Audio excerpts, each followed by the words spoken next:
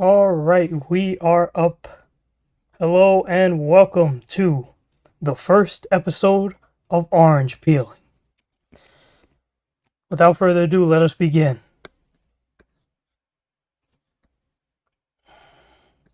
This will be a bi-weekly series. In this series, we'll be touching on some of the madness unfolding out of the Nut House, formerly known as the White House. Let's pull up the picture. Yep, there it is. If I go off the cuff and start speaking off of my own mind, I know I'm going to say some foul stuff. So I've elected to compile and organize my thoughts into a script. I've elected to make this series because I'm tired of keeping all this stuff in. It's been really messing with my personal health, just seeing all the nonsense that's going on and not being able to talk about it. So I figure that it'll be very cathartic to get it out. This is also going to help me make Next Stop News because I won't have all these nonsensical thoughts on my mind. So, let's delve into what the fat blob, orange slob, is up to. Yep. Let's first start with Shitler's Shutdown. Last week we had another government shutdown, albeit partial. The debacle was about funding to DHS, which is the Department of Homeland Security, following the murders of two U.S. citizens, Renee Good on January 7th and Alex Preddy on January 24th, by ICE agents in Minneapolis. DHS is over ICE, which is Immigration and Customs Enforcement, an agency which has now been weaponized into Trump's personal police force. 7 Democrats voted to fund ICE with $10 billion from the House, but then a lot of them changed their minds after the killing of Alex Preddy. Senate Dems also voted against it, and the Senate tried to get slick and bundle the ICE funding into a package funding with other government projects that would keep these programs open until September. But since the Dems elected to grow a spine, the Senate agreed to change the legislation a little bit because they weren't going to vote for the package. The legislation got changed to fund the Department of Homeland Security, which runs ICE, for 2 weeks instead. I believe up to February 13th, which is coming up. Senate Dems agreed, and they were ready to send that shit back to the House. There was one problem, though. When you change legislation, the House has to approve it again before it gets sent to the president to sign. Mike Johnson is the laziest man on earth, and he had the whole chamber away for the weekend. This man is always taking breaks. He be passing trash bills and then hiding for weeks, claiming he did his job and it's no longer his responsibility. Just like how the Supreme Court passes the worst rulings, like the Dobbs decision in 2022, and full presidential immunity in 2024, as well as keeping Trump on the ballot despite him being an insurrectionist felon. And then they leave for summer vacation. Mike Johnson has adopted that same practice. Anyways, he came back, I believe, on Tuesday, and they were able to end the shutdown on February 3rd, 2026. Now, me personally, I wouldn't give Homeland Security a single penny, considering the atrocities that ICE has already committed against American citizens. You ever notice that every time Shitler's in power, the government always closes? This idiot has the most government shutdowns in the history of any president now. 4 shutdowns. If he wasn't in office, none of this would be happening. We wouldn't be going through any of this. This guy complains so much about Trump derangement syndrome, which isn't a real thing, by the way. That's like when they tried to label the slaves as being mentally sick for trying to run away from their owners. Anyways, people would not hate him if he didn't do all the crazy shit he's doing to unravel the fabric of normalcy. I'm still debating whether to call this one Shitler's partial shutdown, weekend at Shitler's, weekend shutdown, snowy shutdown, or ice shutdown. Likely the latter. I give this shutdown a 2 out of 10. I'm not impressed by it. Shitler's shutdown in October was way more intense, scary, and impactful. That was the best shutdown, if I could even say a thing. 10 out of 10. Actually, 11 out of 10. Ironically, both October 10th and November 10th were days that actually took place in the shutdown. Having a shutdown directly followed by the last season of Stranger Things was quite an interesting fall experience. It was also a great way to motivate myself to keep fighting after a very traumatic summer hook in September. We might see another partial government shutdown at the end of this week when the funding for Homeland Security runs out. That shutdown will probably last a while depending on how quickly Democrats cave, but I don't think it'll affect anything major. Then Shitler will have presided over 5 shutdowns, As his dementia takes over, he'll be able to remember the amount of government shutdowns he's had by looking at his bruised and fucked up hand. 5 diseased paw fingers, 1 for each shutdown. Let me see if I have his hand here. Yeah, there's the orange orangutan. Yep. That'll be a good way for him to remember how many shutdowns he's presided over. He'll just look at his fucked up hand every time, and every time he stares at those 5 fingers, he'll remember 1 finger for each shutdown. Say what you want about Biden, there were no major government shutdowns under his presidency. I don't agree at all with his initial approach to want to work with the Republicans, not realizing that they've morphed into an entirely different creature than what they were 50 years ago, but at least he was able to get a few major pieces of legislation done. One of my favorite ones was the bipartisan infrastructure law, which funded a lot of transit projects. I'm a fan of that bill. So basically, this nonsense mustn't go any further than it's already gone. This jackass has to go. In the first few days of so-called 2026, he's made war against Venezuela and kidnapped their president, declared war against the American people by invading cities with mass Nazi murderers known as ICE. He's unjustly slandering the victims of these shootings. He's giving American workers the literal middle finger for having the guts to call him out to his face, and has now presided over yet another government shutdown. He has had the longest shutdowns out of anybody that's ever occupied that office. 35 days in 2018 to 19 and 43 days in 2025 respectively. This son of a bitch is trying to take over the world now. He has lost his mind and he has to be eradicated ASAP. Impeach, convict, remove, and arrest this sadistic idiot. I'm tired of this individual who demeans and demoralizes his own citizens every day. He even has the nerve to rate presidents on that fake gold, gaudy, tacky wall of his.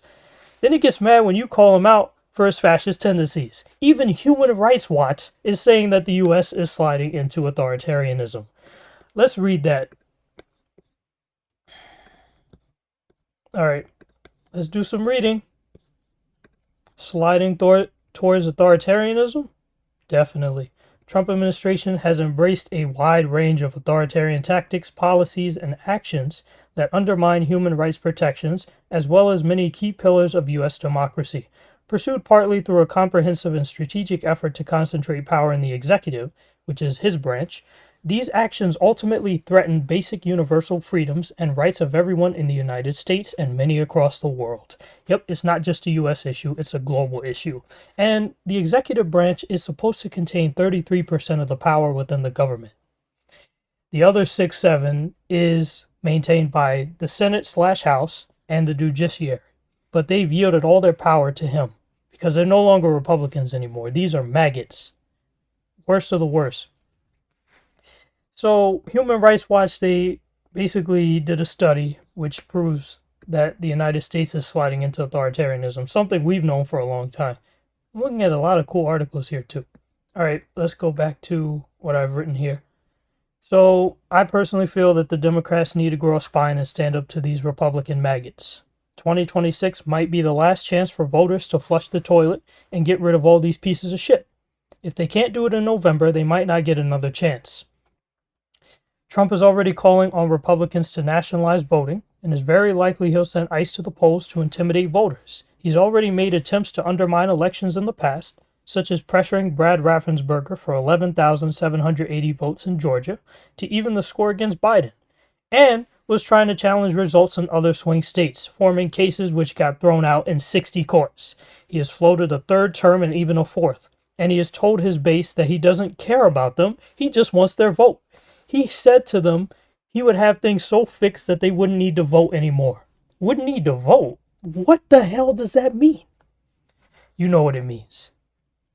He has already gotten Texas to illegally gain 5 seats, which was ruled by a federal judge as an unconstitutionally racist gerrymander, and which was countered in a legal manner by California and other states.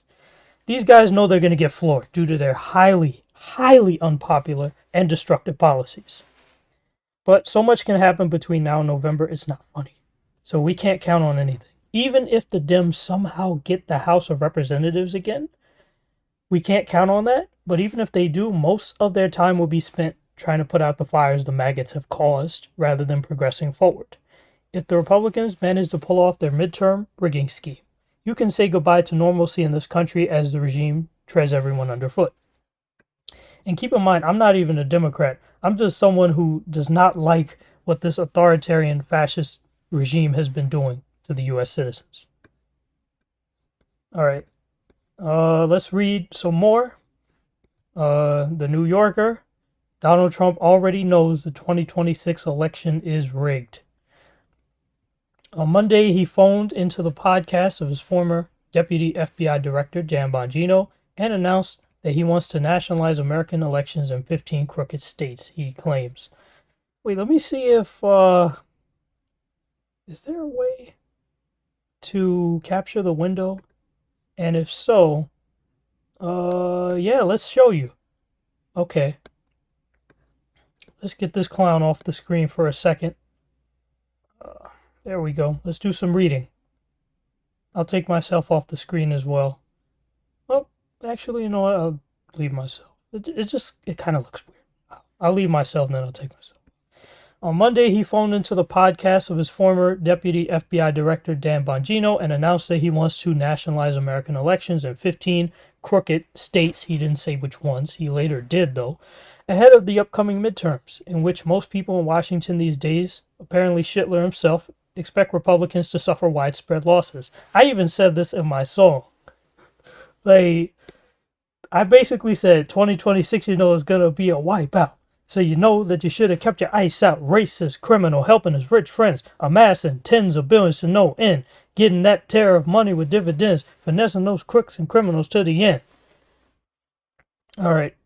He's still claiming he won the 2020 election, which was a lie, and many people believe it. That's why they call it the big lie. But basically, yes, he wants to nationalize the election.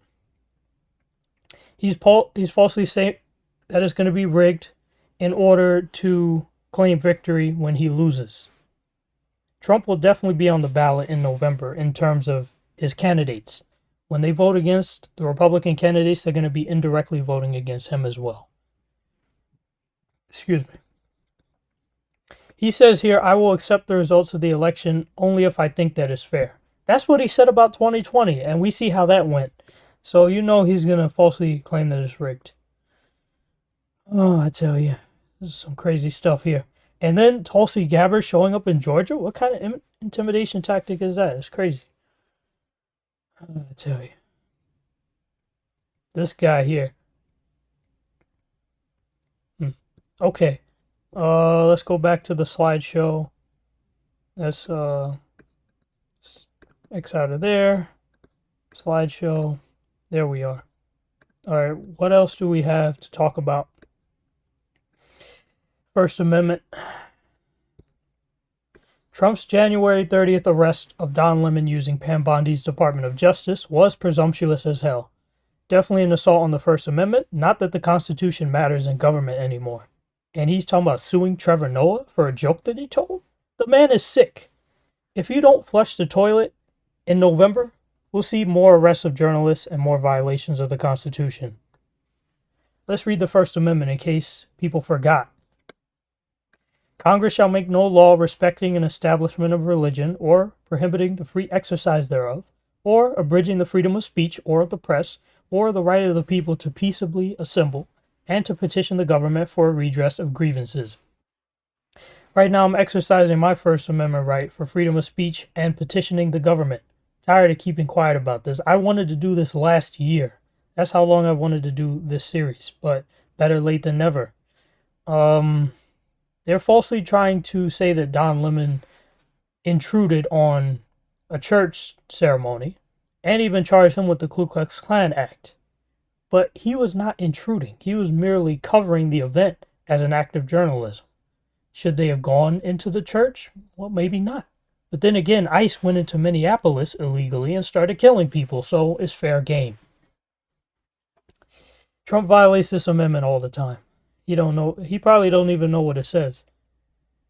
All right, let's talk about the Grammys.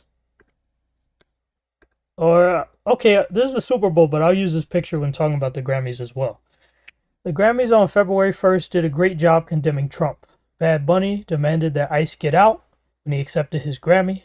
Billie Eilish, who I jokingly referred to as Billie Eyelash in the past, said that no one is illegal on stolen land, which is something that our people have been saying for a very long time. And she even said, F ICE. Remember, believe your eyes over their lies every day. We'll read a little bit about the Grammys. Let's go back to my video capture device. All right, there we are. And let's go to window capture. Let's get Bad Bunny off the screen for a sec. Oh, Ole. Okay, here are some of the people that showed up at the Grammys. I see, I think that's Justin Bieber, Billie Eilish, Bad Bunny. All right. A number of celebrities took the opportunity to speak out against ICE. On the red carpet, celebrities including hailing Justin Bieber and Joni Mitchell made a statement by wearing ICE out pins. During the show, several artists, including Bad Bunny and Billie Eilish, spoke out against ICE during their time at the Grammy Awards. They used their platform that the high-profile event afforded them to speak out against ICE. And a lot of these people are against the maggots because they care. You gotta have compassion to be able to make nice art. They all wore ICE out pins. There's Billie Eilish. They both had ICE out pins. And then Eilish said no one is illegal on stolen land before concluding, screw ICE. Bad Bunny. He accepted an award for Debí tirar más fotos. And he said, before I say thanks to God, I'm going to say ICE out.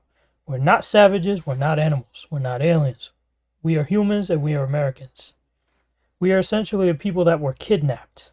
We had it going on and then we're kidnapped. Oh, Olivia Dean. I'm here as the granddaughter of an immigrant. I'm a product of bravery, and I think those people deserve to be celebrated. Hell yeah. ICE out pens.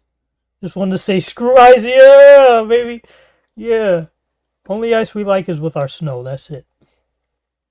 Together we're stronger in numbers and must speak out against all the injustice going on in the world right now. I'm sorry if you're getting distracted by all the ads in this thing. Immigrants built this country, literally, so this is for them. Yep, just like slaves built the White House. Samara Joy. ICE out pen. Yep. Blow the whistle when they see ICE come in. Yep, that's a new thing. Every time I hear that whistle, it scares the hell out of me now. Because I know what it means. Alright, let's go back to the slideshow. Oh, okay. That's my video capture. Alright. What else we got? To add insult to injury, Bad Bunny did a phenomenal Super Bowl performance on February 8th. He spanked Kid Rock in terms of metrics and delivered a hell of a message, taking us on a history trip regarding the island of Puerto Rico, including its early legacy of slavery with sugar plantations, then talking about its culture and history, music, and then even the power outages caused by the hurricane. There's a book called Slave Revolts in Puerto Rico. It talks about a lot of the history of Puerto Rico, how the island got started as a sugarcane plantation island, and how the Tainos were basically murdered, slaughtered, and then after that, after they killed most of the Tainos, then they imported people from Africa to work as slaves in Puerto Rico. Tragic history. His message was one of unity, revolution, power, and love. Based on his performance, I found out that Trump actually withheld $20 billion from Puerto Rico, which hindered them from rebuilding after Hurricane Maria in 2017. This reminds me of when he tried to withhold funds from Ukraine in 2019 in order to extort Zelensky for dirt on Joe Biden, who he believed would be the strongest challenger of his reign. I remember when he first got into the 2020 primaries, he had like a 35% approval, massive lead over all the other people who had single-digit approvals. That is the scheme he got impeached for the first time on December 18, 2019. I remember where I was on that day, actually. Let's go back a little bit. I remember where I was on December 18, 2019. I had just fanned a brand new XE60 4950 2019 unit on the M14D. Then I went home and I saw on the TV that Trump got impeached. I was like, hell yeah. That was one of the happiest I had felt. Another happy moment was in October 2020 when I learned he got COVID. Almost died from that thing too. Let's go back to the Super Bowl news. Let's see. So Trump actually withheld $20 billion from Puerto Rico. That hindered them from rebuilding after Hurricane Maria in 2017, hence the power outages. And how could anyone see the character of this malignant narcissist and decide they wanted to go through any of this again? Voters must have experienced mass amnesia. This isn't about left versus right, it's about right versus wrong. Excuse me. It's about the people versus authoritarianism and fascism. That's what it's about. Let's read some more articles. I love reading. Hopefully you do too. That's why Trump says he loves the poorly educated, because he can manipulate them easily. Window capture. Image slideshow. Alright. Official metrics for this maggot over here. Kid Rock versus Bad Bunny. Okay, so Bad Bunny's concert averaged 128.2 million viewers between 8:15 and 8:30 p.m. 3.6% drop from last year's halftime show. I'm sorry, but Kendrick just carried. People wanted to see him more. Wanted to see him perform Not Like Us 500 times. But that's still a lot of people. And then Kid Rock had 20... Oh, where'd it go? Okay. Kid Rock had 21 million views on YouTube, while Bad Bunny had more than 61 million views on YouTube. So he freaking killed it. So if you have like 128 and 61, he could have had like 180 million views in total. Oh, this guy, he only got like 21 million. Pathetic. This is from TV Insider. Someone joked online, they said even our halftime shows are now segregated again. As crazy as anything. Let's see. Of course he took to Truth Social to slam it. That's no surprise. Let's go click on this one. This is from The Guardian. Trump delayed $20 billion in aid to Puerto Rico after Hurricane Maria. Report finds Trump administration delayed more than $20 billion in hurricane relief to Puerto Rico after Hurricane Maria. Efforts to deliver recovery funding to the island were unnecessary, delayed by bureaucratic obstacles. What a shame. This killed thousands of people and left thousands more without electricity or water for months. All those deaths are on Trump's hands because they want to view Puerto Rico as being part of the U.S., but then they refuse to help it. It's ridiculous. Oh, I tell you. There's some stuff that we're dealing with here. Unprecedented stuff. Okay. Let's go back to the slideshow. Let's X out of there. And let's talk about Trump's role in the Epstein files. In the redacted files, his name was mentioned 38,000 times. They say it was mentioned more than Christ's name in the scriptures, and more than Harry Potter's name in the Harry Potter comic books. So the Epstein files are basically all about Trump and other powerful people like Les Wexner, Larry Summers, Bill Clinton. All of these PDFs need to go. In the unredacted version, according to Congressmember Raskin, and this just came out a day or two ago, his name appears in excess of 1 million times. This particular image I'm showing you right here is from the December 12th release of the files. This man is definitely guilty. Keep in mind, the Department of Justice was supposed to release all the files by December 19th. But by that time, only a small fraction of the files were out. The most recent and final batch of 3 million files came out on January 30th, over a month after the deadline. I remember where I was on that day too.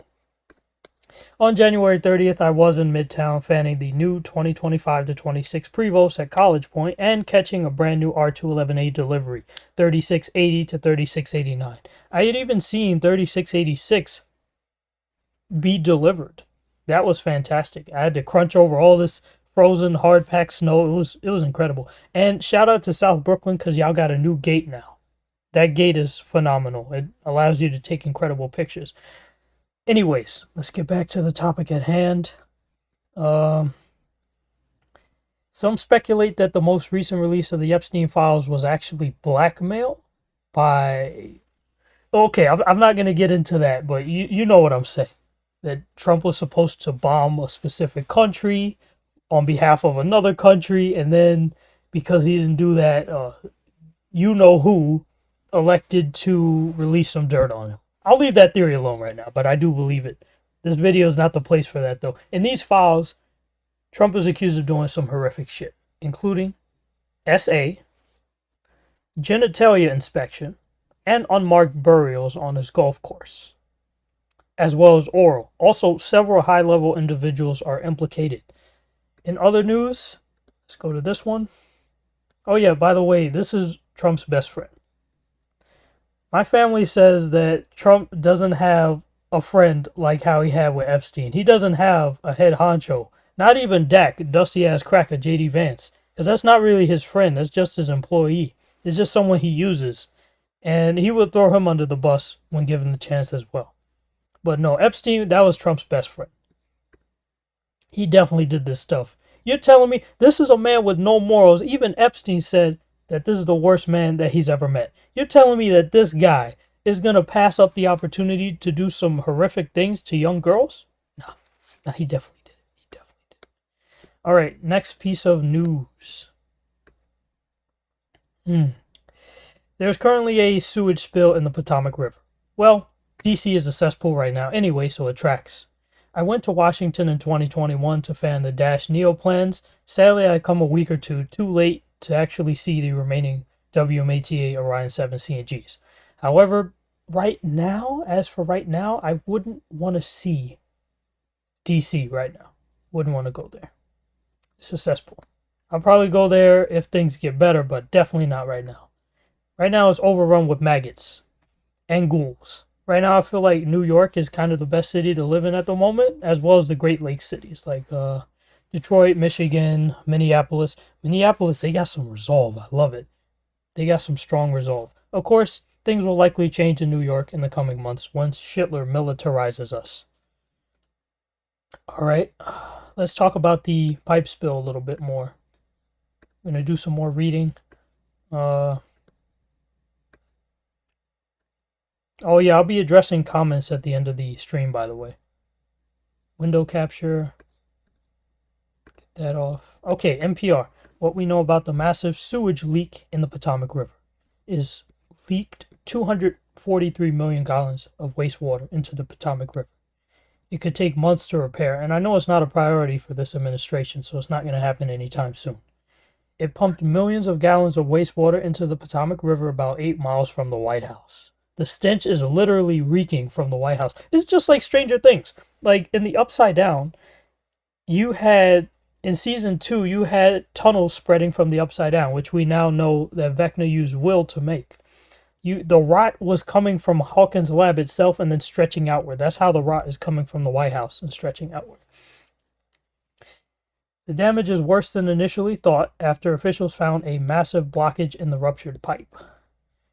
243 million gallons of wastewater has overflowed from the pipe that collapsed on January 19th. So this has been going on for over half a month. That translates to 368 Olympic-sized swimming pools worth of sewage. The brunt of the surge happened in the first 5 days before interim bypass pumping was activated. Estimated peak discharge of wastewater was about 40 million gallons per day, 2% of the Potomac River's total flow. I've studied wastewater treatment in the past as part of my lectures. When you have that much waste going into a water supply that can't be filtered out by rocks and gravel, you're really setting yourself up for a massive problem. So it's not good. Okay. DC Water found a large rock dam blocking the sewer pipe. This is definitely concern. Oh shoot, E. coli? Oh no. They've remained within the EPA's acceptable range. Of course they have. All of the government agencies have been hijacked by this orange menace, so you can't believe a word the government says at all. That's an ugly looking shoe. Fecal bacteria levels are more than 2,700 times the safe limit established by Maryland and Virginia. So basically, to put it in other terms, there's shit in the water. Next story.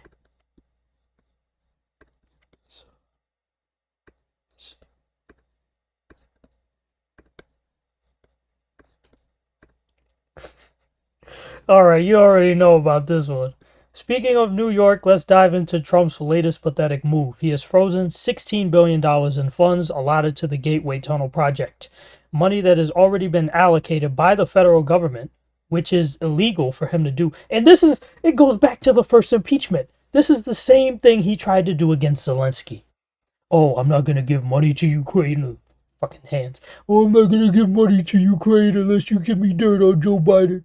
It was a perfect phone call, no collusion. That's why he got impeached the first time. He was trying to withhold funds that had already been allocated. That's not your money, Jack Daniels. That is the government's money. You are not the government. I tell you. Anyways. He wants Chuck Schumer to get Congress and the Senate to rename Penn Station and Dulles Airport after him, something which is not in Schumer's power to do. Funding for the Gateway Tunnel project ran out on February 6, 2026, and construction came to a halt as 1,000 workers were laid off. This is a story that's near and dear to me, being a transit fan. Anytime you mess with our infrastructure, you're going to get my word about it. Let me give you some context on the Gateway Tunnel. It's a project designed to replace the underwater tunnels between New York and New Jersey, which are 116 years old, and double capacity from 450 trains a day to 900. 2 tubes are being constructed to replace the aging North River tunnels, which will total 9 miles. Usually, New Jersey Transit and Amtrak use those tunnels because Long Island Railroad doesn't go into New Jersey. If it did, I would blow my nut because that would be cool. Excuse me. But no, New Jersey Transit and Amtrak use it. You usually see multi-levels, Comets, Arrows, and Am fleets going into that tunnel. And even Metroliners, Acellas, and AVL Liberties. Okay, let's get one thing. Tongue tie. Let's get one thing clear about Trump. This is a highly vindictive, vengeful, and destructive individual who is heavily against public transportation and infrastructure projects, and is more willing to name things after himself and create vanity projects than he is to take care of the needs of the American public. He is not the president for all Americans, but for a small, deluded, and psychotic cult. Eventually, they will realize that he's not even for them either, but only for his rich billionaire friends and donors. He only got back in office to escape jail time and fleece the hell out of the country. He is an illegitimate president, a convicted felon, and an insurrectionist. His occupancy of the White House violates the 14th Amendment of the U.S. Constitution. Oh, here's the Gateway project, by the way. I'll come back to that slide. His being in office violates this amendment. And the way the Constitution works, you have the main piece, like I think it's 10 articles, and then you have amendments that came after that, because the Constitution wasn't perfect when it was created. It had to be fixed up. So his occupancy of the White House violates the 14th Amendment of the U.S. Constitution, which disqualifies individuals who have taken an oath to the Constitution and then engaged in insurrection or rebellion against it from holding public office ever again. That was the point of the states trying to remove him from the ballot in 2024, which Trump's corrupt Supreme Court had overridden. He wasn't even supposed to be on the ballot. He claims that he beat his charges, but that's not what occurred at all. He was found guilty of 34 felonies in New York, liable for civil charges, and adjudicated for sexual assault. Jack Smith had enough evidence to bury him on the insurrection charges. However, Trump did what he does best. He burnt the clock out and evaded justice by allegedly winning the last election. Some people say Elon might have hijacked that election, but I don't know. We'll just assume that the election wasn't tampered with and that 77 million maggots actually voted for this guy. They put a criminal back in that chair. Anyways, he claims he's innocent, notwithstanding there was a reason why he was impeached twice and indicted 4 times. Contrary to what he falsely claims, no one is after him. No one at all. Everyone who opposes Trump is not radical left scum. Like, for example, me making this video, I'm not even a Democrat. I'm just someone who is fed up with the nonsense I see. These are normal people that clearly see that this man is a treasonous criminal who does illegal things. How do you deal with a treasonous president? You rectify the problem immediately, swiftly, and speedily by using Article 2, Section 4 of the U.S. Constitution. It is the fastest way to flush the toilet, as it will clean out the entire cabinet of corrupt clowns. He is not for any of our best interests at all. He is actively working to make life harder for Americans. He moans about waste, fraud, and abuse, yet he turns his attention towards suing the IRS for $10 billion, attempting to build a $400 million ballroom, which initially started at $200 million, after demolishing the East Wing without any government approval during a government shutdown, no less, accepting a $400 million jet from a foreign country he once called a pariah in 2017, that being Qatar, trying to build an arch that no one asked for, slapping his name and likeness on anything he could find, like the Kennedy Center, the Institute of Peace, more and more, and doing all this incredulous nonsense while raking in $1.4 billion from the presidency. Oh, your $400,000 salary wasn't good enough? Good grief, it's crazy. He is hitting Americans in the pocket, especially with the tariffs, which have raised the strain on American households by $1,000 last year, and a projected $1,300 this year, according to Tax Foundation research. And still, no falsely promised Doge or tariff refund checks. We're still owed $7,000 by Trump's government, if you are to rely on their word, which I don't. Meanwhile, the $100 billion budget that could have funded SNAP through 2026 was instead handed to ICE through what they call the big beautiful bill, what I call the terrible, horrible, no good, very bad bill. Basically, the SNAP money that was supposed to fund families as a public safety net was instead given to Hitler's Gestapo goons. The government tried to give them $10 billion more this year, but the Democrats disagreed with that egregious idea, instead electing to fund them for 2 weeks, due to them changing the legislation that helped lead to the partial shutdown in February in the first place. Well, I have here my notes do a Tom Homan impression. I don't know if you guys want to hear that, but I'll go for it anyway. We need to lock down the border. We got all these illegal criminals and migrants coming in this country. We got them all coming in illegally. We got to make sure we pack them up. We got 50,000 people. We got all these beds and bunkers. We got alligator Alcatraz. We're going to send them back to Mexico, send them over the border, and we're going to make sure that people never come back again. I'm very racist against Mexicans, Panamanians, Cubans, Puerto Ricans, all that. We don't care if you're Latino. You need to get the fuck out of this country. For the white people, the Irish, Italians, you can come in a legal way. Even Afghanistanians, Ukrainians, it's fine. But everyone else that don't look like us, we're going to get border patrol, and we're going to kill you, and we're going to get you out of this country. That's how Tom Homan speaks. It's like, what the? He looks like a sliced ham. Let's go back to the Gateway Project for a little bit, because I forgot to show you the picture. This is the infrastructure that's getting fixed. So it's basically leading from 34th Street Penn Station through the Hudson River and towards the Tonnelle Bridge. So with this project, New Jersey Transit was getting a massive infrastructure facelift, thanks to the bipartisan infrastructure law. Thank you, President Biden. Anyways, Biden had a lot of flaws, but thank you for that. Anyways, the Puerto North Bridge was one of the infrastructure projects being funded. I even saw it being built back in 2024 when they made New Jersey Transit free for a week. So this tunnel would basically cut around the existing tunnel and replace it, while the existing tunnel would either be repaired or demolished. Okay, what else are we going to talk about? Yeah, let's talk about the Gateway program a little more. There's the diagram. You're seeing the construction there. And during the shutdown, when Trump had threatened to pull funding because he blamed Democrats for the shutdown, basically the shutdown was about extending the Affordable Care Act subsidies, which would ensure that the premiums didn't skyrocket to 114%. But because of the big beautiful bill leveraging cuts against healthcare, which the Democrats tried to fight,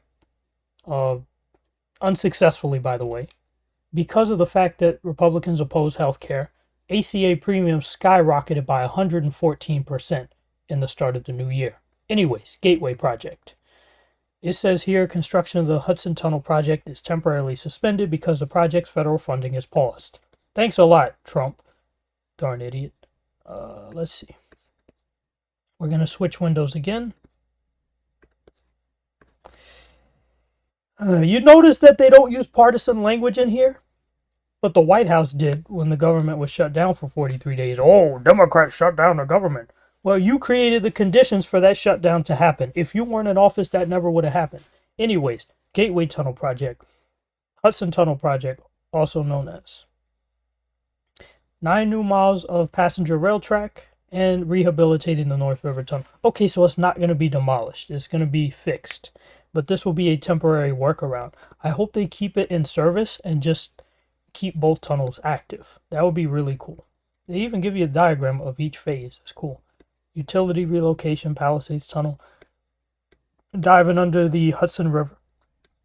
They're going to stabilize the ground, and they're going to fix up Penn Station's yard. Northeast Corridor is the most heavily used passenger rail line in the United States, stretching from Washington, D.C. to Boston. It's an economic powerhouse for the entire country. Damn right. Public transportation is probably the most important infrastructure you could ever invest in. Amtrak and New Jersey Transit service through this critical section of the Northeast Corridor relies on the 115-year-old North River Tunnel, containing 2 tubes, one carrying trains to New York and one taking them to New Jersey. Any disruption in one tube impacts travel in both directions. Okay, so trains per hour is 24 trains.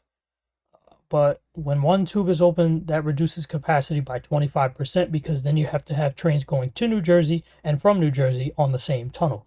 One-track branches are horrible. Anyways, wear and tear from many years of service was compounded when Hurricane Sandy flooded the tunnels in 2012. Sandy was a monster. October 2012, one of the worst storms we've ever seen. And Ida, even though it wasn't a hurricane when it reached us, it essentially matched its damage. When it is finished, the Hudson Tunnel project will provide long-term reliability to the regional and national rail network for NJ Transit and Amtrak customers. Yes, hopefully finish that thing. Support over 95,000 direct, indirect, and induced jobs. Oh, so this is a labor producer. Awesome. $20 billion in economic activity and new businesses for suppliers and manufacturers through the Buy America Act. Ooh, they give you a little history here too. Wow, it's been in service since 1910? That's very impressive. We're not going to watch a video now. It'll be nice though. Okay, we'll watch this one, I guess. I think that's going from New Jersey into New York. It's high enough for a multi-level to pass through. Okay. So 9 new miles of passenger track are being built and the North River Tunnel is being rehabbed. In the meantime, they'll be using this replacement tunnel, which avoids the area. This is West Side Yard. That's where they store Long Island Railroad, New Jersey Transit, and Amtrak trains, but mostly Long Island Railroad. Hudson Yards is fantastic. It's like the new World Trade Center. Ground stabilization project. They're going to fix up the riverbed. They even tell you how many jobs are created by each one. Right of way under Hudson Yards. Roadway bridge. So this was a very helpful project. This is, you know what this shows me? Trump is just a destructive entity. He doesn't care about people. He just wants to destroy as much stuff as he possibly can. Why would you oppose something like this? Why? Even Biden, he made sure that blue and red states were taken care of. Palisades Tunnel Project, first mile of the new tunnel. Manhattan Tunnel Project. So these are the New Jersey and New York ends. That's cool. All right. I like these pictures I'm seeing too. These are cool.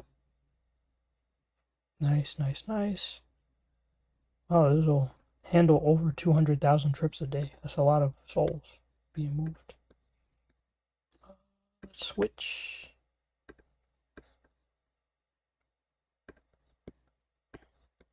I think we covered the Gateway project enough.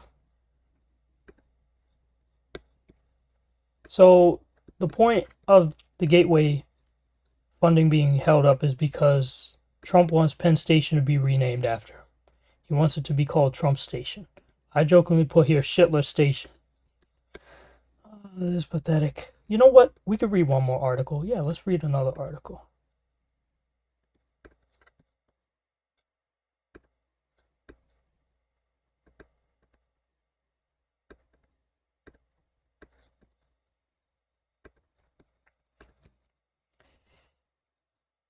White House is pitching renaming Penn Station to Trump Station to unlock Gateway Tunnel funding. Donald Trump's team offered to unfreeze federal funding for the paused Gateway Tunnel project if Dems in Congress agree to rename Penn Station and Dulles Airport after him. The source said that the request came as Senate Dems, led by Minority Leader Chuck Schumer, sought to make a deal to save the $16 billion mega project, which centers on the construction of a new set of train tunnels beneath the Hudson River. A second source with knowledge of Schumer's thinking said there was no trade. He stopped the funding and he could restart the funding with a snap of his fingers. Commuters at Penn Station on Friday said they couldn't care less what the building is called. They just want more reliable transportation. It seems like blackmail to me, said Brandon Ellis, 40 years old, from New Jersey, after arriving at the station. If you want to appeal to a narcissist, sure, go ahead. It's a stupid thing to have to do to get funding that's already appropriated by This is a freaking point. This is the point. The whole thing he's doing is illegal. This is what happens when you put a criminal in the White House. Maybe they should do a cage fight about it. We could pit Mayor Zohran Mamdani and Schittler together. That sounds just as stupid as putting Schittler's name on it. The federal government took control of the long-stalled reconstruction of Penn Station from the MTA last year. Amtrak, which is federally run since 1971 and technically owns Penn Station, now plans to begin overhauling the dark, dingy facility as soon as 2027. The project presents an opportunity for Schittler to build a legacy-defining train station in his hometown. Now, we disowned you. You're not from us anymore. After the feds took over the project last year, Governor Kathy Hochul indicated she was open to renaming the station after this man. If he put $7 billion into it, who knows, she said. What do you expect from this guy? Yeah, there's the right attitude. It's like we don't, if you don't cater to what he wants, he gets you the boot. Make America beautiful again. America already has fantastic, marvelous infrastructure projects. There's no need to make it beautiful again, whatever the hell that means. Well, I know what he's thinking about. He's thinking about those big houses in the slave plantations that they used to have. The Gateway Tunnel project and the Penn Station overhaul are directly linked. The new Hudson River tunnels will serve the station, and Gateway officials say they must be built in order to close and repair the old tubes, which were damaged in 2012 by Hurricane Sandy. Even with the new tunnels, Penn Station's capacity will not change.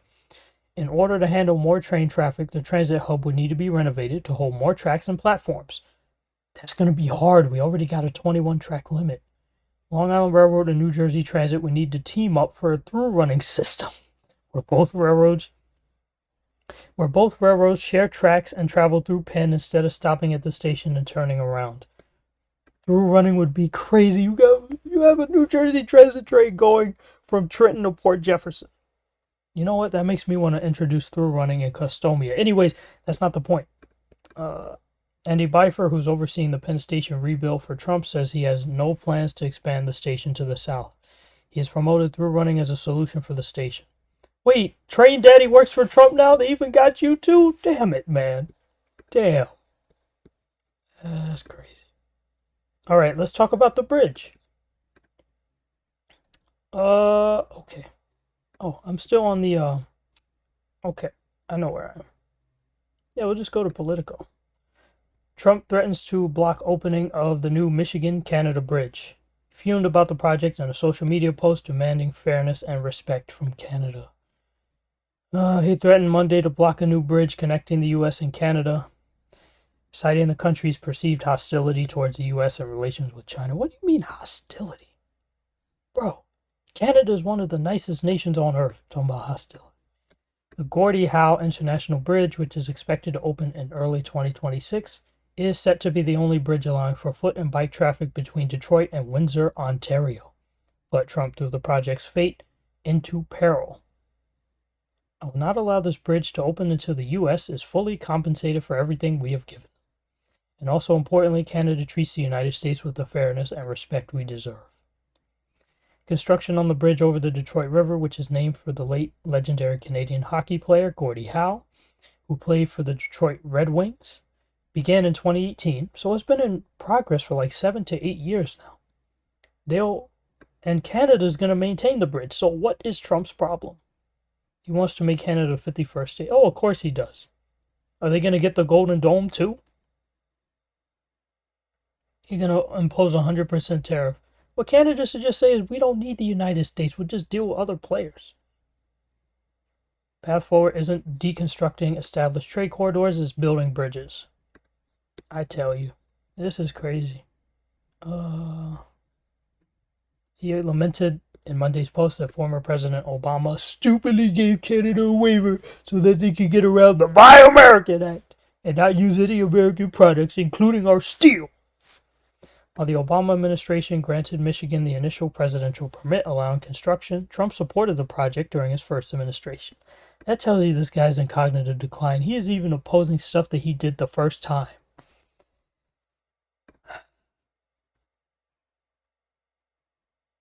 Okay, that's all I want to say on that.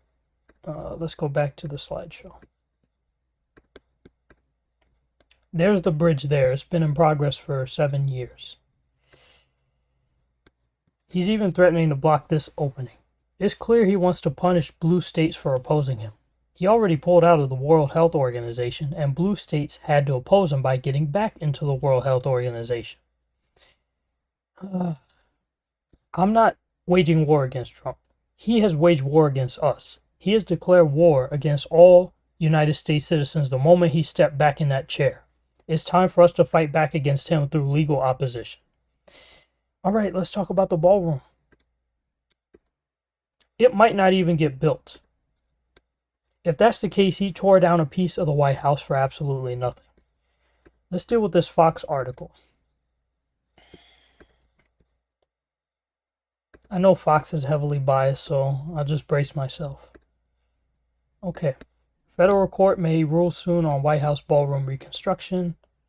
Federal court may rule in the coming weeks on whether Schittler can continue building a ballroom on the grounds of the White House's demolished East Wing, for which he did not get congressional approval, by the way.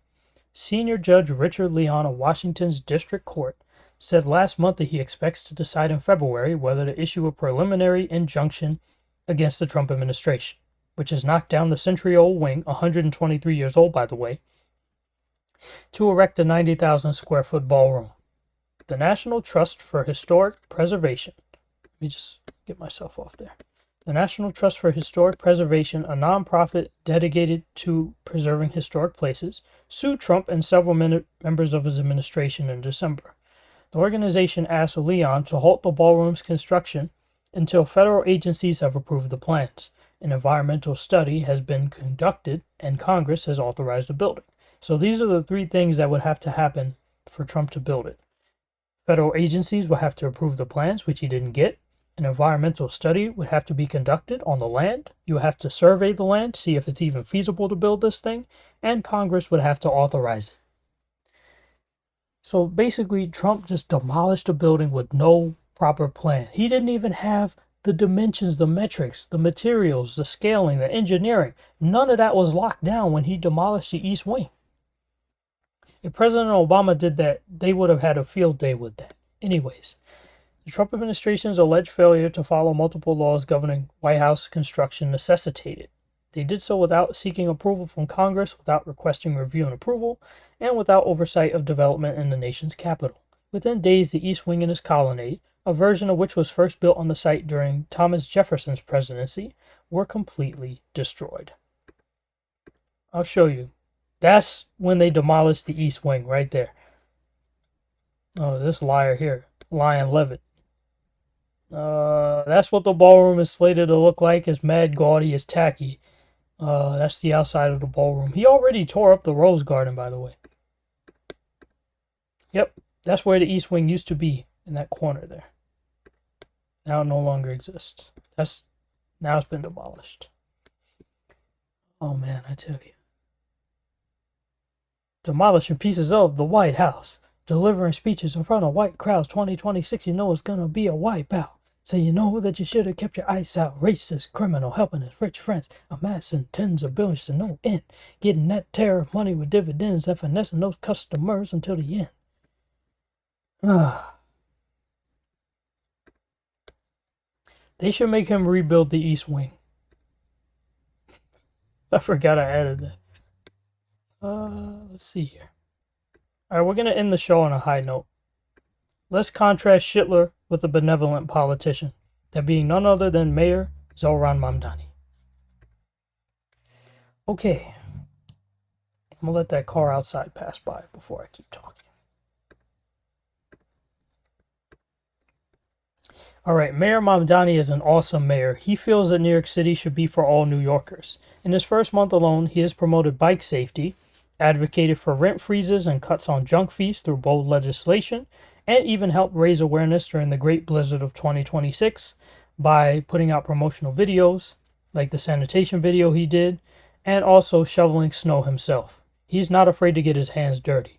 He went after rental agencies that practice corrupt and deceptive practices and nullified any policies that Mayor Adams had passed after he was indicted on September 26, 2024.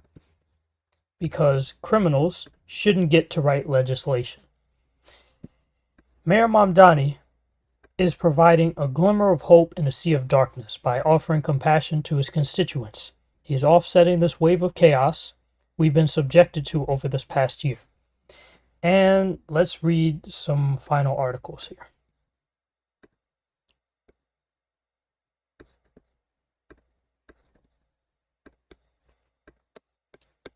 What Zohran Mamdani has done since becoming mayor. Zohran Mamdani was sworn in on Thursday, January 1st, after his big inaugural ceremony at City Hall. The new mayor quickly got to work. We expect nothing less of him. Here's a look at what he's been up to. Joined Department of Transportation to pave over a bump at Williamsburg Bridge bike lane. Department of Transportation will be paving over a notorious bump at the end of the Williamsburg Bridge bike lane that many cyclists consider dangerous. He even shovels some asphalt over the offending section of road, saying he's heard from New Yorkers about the treacherous drop on the road and has experienced it himself when he bikes. See, the thing that I like about Mayor Mamdani is that he is one of us. Like, he gets us. He feels our pain. Okay, let's keep reading here. I'm so thankful to the incredible men and women of the New York City DOT and to our new commissioner taking action on the level that animates New Yorkers. He announced 3 judicial appointments. He revised the original redesign of McGinnis Boulevard. He announced a new housing commissioner and rental ripoff hearings. On Sunday, Mamdani announced that he had named Dina Levy as the commissioner of the Department of Housing Preservation and Development. In the past, Levy has worked at Homes and Community Renewal, the state's affordable housing agency, as senior vice president of home ownership and community development. See, this is how you put a cabinet together. You take people that have had 20, 30, 40 years of experience in their fields, and they're going to be proper, well-equipped to handle their job. But what Trump did is he has put idiots and incompetent buffoons and ghouls in place on purpose to destabilize the strength of the country. This is what authoritarians always do. They always weaken other branches so that nothing can oppose them. So he purposefully put morons like Kristi Noem and Pam Bondi and Tom Homan and RFK Jr. He put them over these agencies to weaken and destabilize. Anyways, Mamdani also signed another executive order directing city agencies to hold rental ripoff hearings across the 5 boroughs, where New Yorkers can speak about the challenges they face, from poor building conditions to hidden fees on rent payments. This brother got it going on. He's awesome. He ripped up Eric Adams' executive orders that were passed after he was indicted on criminal charges. In case you forgot, Mayor Adams was accused of taking funds from Turkey. It was not a good thing. Let's see. We speak about this day as a new era. In order for us to fulfill the hope that language engenders, we have to reckon with why so many New Yorkers turned away from politics over the last few months, years, and decades. That was the date that marked a moment when many New Yorkers decided that politics held nothing for them but more of the same. He made some changes to how City Hall addresses anti-Semitism. He revamped the Tenants' Rights Office and introduced new housing initiatives. The LIFT Task Force, which will identify city-owned properties suitable for housing development, and the Speed Task Force, which will identify and remove bureaucratic and permitting barriers that drive up costs and slow housing construction and lease-up. He intervened in a big renters dispute. This guy got it going on. Oh, he's going against Pinnacle. Yeah, let's read this. Mamdani revealed his housing-centered executive orders at 85 Clarkson Avenue, a Brooklyn apartment building owned by Pinnacle Realty. Pinnacle, if you don't know, is a notorious housing group with thousands of housing violations to its name. At a press conference, Mamdani described the conditions that residents at the building faced, including roaches and a lack of heat, noting that Pinnacle has more than 5,000 housing violations on file, as well as 14,000 complaints over its portfolio of buildings it owns. The mayor announced that city government would be intervening in the group's ongoing bankruptcy proceedings to ensure the city and affected tenants receive the money owed to them. For too long, bad landlords have been allowed to mistreat other tenants with impunity. That ends today, Mayor Mamdani said. They're also going to go to Gracie Mansion, use the subway floor as a coffee table. Oh yeah, I remember the R4060 road. I think it was 5862, if I'm not mistaken. Let me see if I still have it in my notes. 5862. I think it was either on the N or the W. Whatever that car was, is now known as the Mamdani Express. Yeah, I think it was 5862. I have it in my journal notes now. Committee advising on judicial picks. Oh, office focus on New Yorkers. It's going to be called the Office of Mass Engagement. Shoot.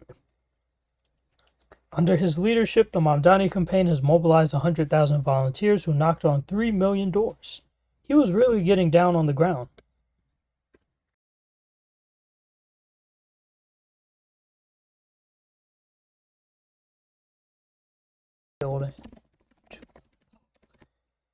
Not the pubic, but the public.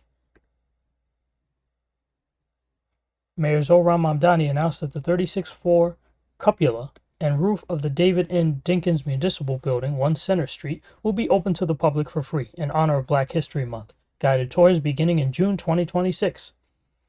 This initiative honors the city's first black mayor, David Dinkins, by providing public access to panoramic 360-degree views of Lower Manhattan for the first time in nearly a century. That was a hell of a way to kick off Black History Month. You do your thing, Mayor Mamdani.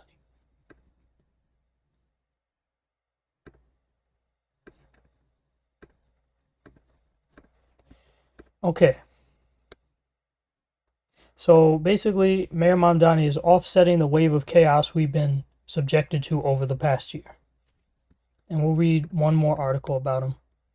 This is from the New York Times.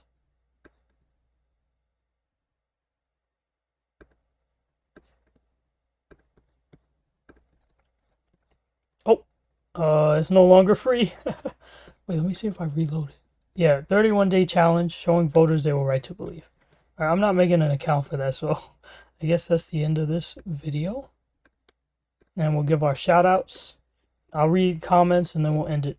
Shout out to Very Well Health, PBS, NPR, People.com, ABC, Rivers Trust, CBC, Labor Party, and other outlets for the photos used in this presentation. Okay, now it's time for me to read some comments. Let's go. YouTube. Maybe we'll go back to our first slide. All right. Stranger Things ruin its legacy? No, I don't think so. Okay.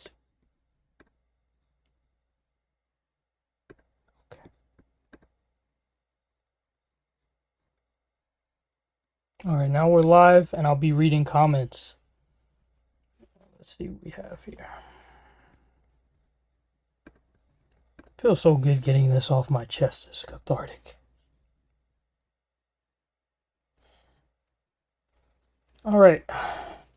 What's up, R262 versus Newport? Whoever voted for the Cheeto Orange Man needs to go to jail. FST Dantec says, when are you going to do R211 update? I got to get past the regular subway stuff first. All up to November has been recorded from January to November 2025. I'm currently catching up to December to February 2026. Once I get that out, then we'll move on to the R211 stuff.